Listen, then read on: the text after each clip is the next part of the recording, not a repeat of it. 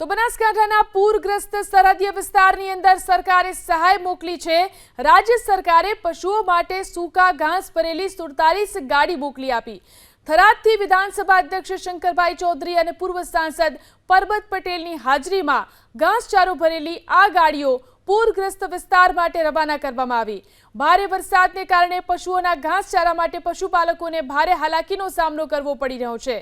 સેવાભાવી સંસ્થાઓની સાથે રાજ્ય સરકાર પણ પશુઓની વહારે આવી છે। હું આભાર માનીશ માનનીય મુખ્યમંત્રી શ્રી ભૂપેન્દ્રભાઈ પટેલ અને એમની સરકારનો કે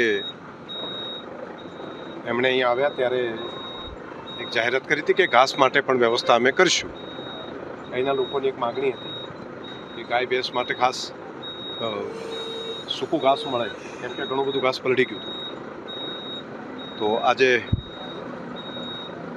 થરાદ તાલુકાની અંદર આપ જોઈ રહ્યા છો મોટા પ્રમાણમાં ટ્રકો આવી છે અને આ ઘાસ દરેક ગામ સુધી પહોંચાડવા માટેનું આગળ વધારી રહ્યા છે।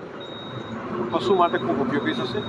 આ વિસ્તારમાં બહુ મોટી સંખ્યામાં ગાયો છે અને ગૌ માતા રાજી થશે।